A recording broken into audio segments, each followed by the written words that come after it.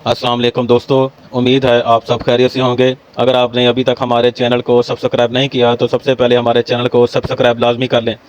आज की इस वीडियो में हम बात करने वाले हैं बेटी का घर कौन सा किस्त 18 के प्रोमो की, जिसने नशर होते ही सोशल मीडिया पर खूब तवज्जो हासिल कर ली है। अगरचा प्रोमो मुख्तसर है, लेकिन इसमें दिखाए गए चंद मनाजर ये साबित करते हैं कि आने वाले किस्त जज्बात, टकराव, कुर्बानी और मुश्किल फ़ैसलों से भरपूर होने वाली है। अगर पूरे प्रोमो को एक जुमले में बयान किया जाए तो कहा जा सकता है कि इस बार किरदार अपनी ज़िंदगी के सबसे मुश्किल इम्तहान से गुजर रहा है। जहां आरा बेगम अपनी ज़िद पर कायम है, रज़ा दो रिश्तों के दरमियान पिसा हुआ नज़र आता है। फ़िज़ा अपनी टूटी हुई ज़िंदगी पर अफसोस करती है, जबकि अली पहली मर्तबा अपनी माँ के सामने खड़े होने का फ़ैसला करता दिखाई देता है। आखिर में अली और इनाया की शादी का मंजर और आयज़ा की आंखों में आंसू इस बात का इशारा देते हैं कि असल जज्बाती तूफान अभी आना बाकी है। प्रोमो के आगाज़ में एक इंतहाई चौंका देने वाले मंजर से होता है, जहां आरा बेगम अपने सर पर पिस्तौल रखकर रज़ा से कहती हैं कि तुम मुझे ज़मानत दो कि अली आइंदा कभी आयज़ा से नहीं मिलेगा। ये मंजर सिर्फ एक जज्बाती रद्द अमल नहीं, बल्कि एक जहनी दबाव भी है, जहां आरा बेगम हमेशा से अपनी मर्जी दूसरों पर मुसल्लत करती आई हैं, लेकिन इस मरतबा वो अपनी बात मनवाने के लिए अपनी जान को भी दाव पर लगाई हुई दिखाई देती हैं।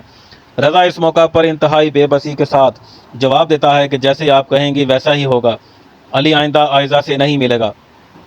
यहाँ एक सवाल पैदा होता है कि क्या रज़ा वाकई ये वादा पूरा कर सकेगा, क्योंकि अली अब बच्चा नहीं रहा, वह अपने फ़ैसले खुद करने की सलाहियत रखता है।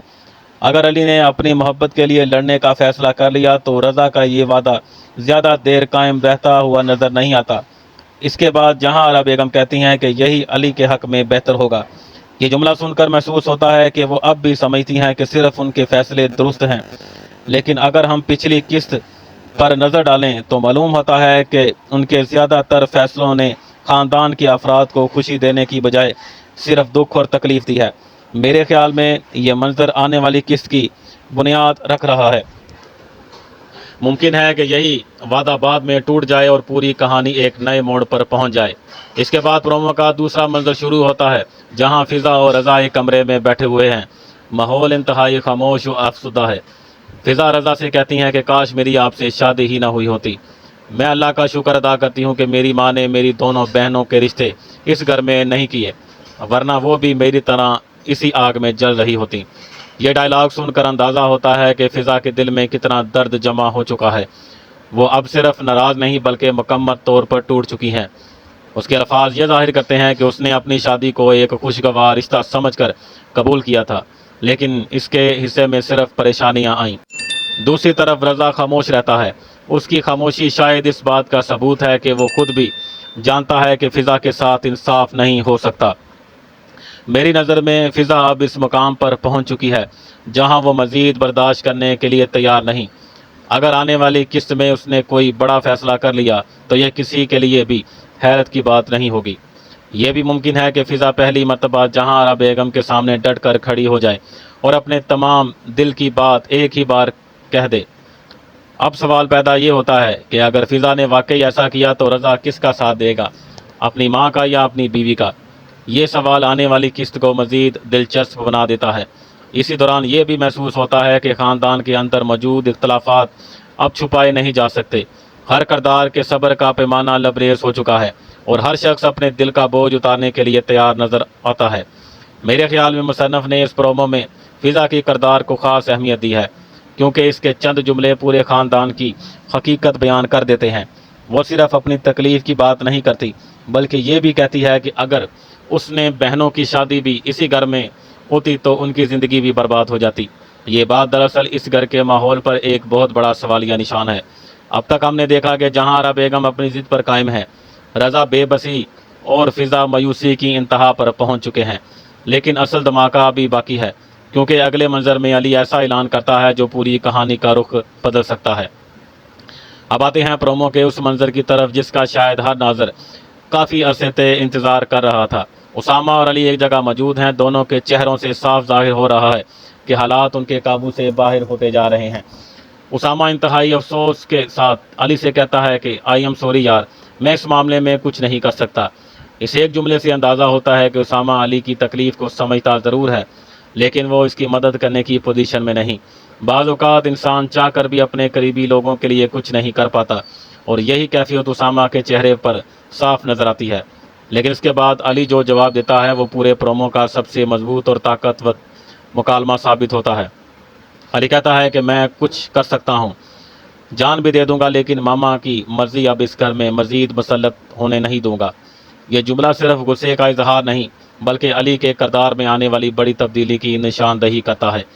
وہی علی جو ہر وقت اپنی والدہ کی بات مان لیتا تھا، آج پہلی مرتبہ ان کے فیصلوں کے خلاف کھڑا ہونے کا اعلان کر رہا ہے۔ یہاں ایک اہم سوال پیدا ہوتا ہے کہ کیا علی واقعی اپنے اس فیصلے پر قائم رہے گا، یا پھر حالات ایک مرتبہ پھر اسے مجبور کر دیں گے؟ کیونکہ ڈرامے میں اکثر دیکھا گیا ہے کہ جب بھی علی اپنی خوشی کے لیے کوئی قدم اٹھانے کی کوشش کرتا ہے تو جہاں آرا بیگم جذباتی دباؤ ڈال کر اسے روک دیتی ہیں۔ میرے خیال میں اس مرتبہ معاملہ مختلف ہے۔ علی کے لہجے میں جو اعتماد نظر آ رہا ہے وہ پہلے کبھی دیکھنے کو نہیں ملا۔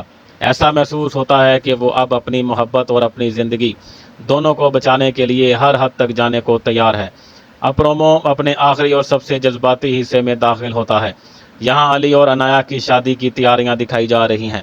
گھر میں روشنی، مہمان اور خوشیوں کا ماحول ہے، لیکن اس تمام ماحول کے باوجود علی کے چہرے پر کوئی خوشی نظر نہیں آتی۔ وہ دولہے کے لباس میں ضرور بیٹھا ہے، لیکن اس کی آنکھیں کچھ اور کہانی بیان کر رہی ہیں۔ ایسا لگتا ہے جیسے وہ دل سے ہی اس شادی کو قبول نہیں کر رہا۔ اس دوران اس کی نظر عائزہ پر پڑتی ہے۔ عائزہ بھی خاموش کھڑی ہوئی ہے اور اس کی آنکھوں سے آنسو نکلتے ہوئے دکھائی دیتے ہیں۔ یہ منظر پورے پرومو کا سب سے دردناک لمحہ بن جاتا ہے۔ دونوں ایک دوسرے کو دیکھتے ہیں لیکن کچھ کہہ نہیں سکتے۔ بعض اوقات خاموش نظریں وہ سب کچھ بیان کر دیتی ہیں جو الفاظ نہیں کہہ سکتے، اور یہی کیفیت اس منظر میں بھی محسوس ہوتی ہے۔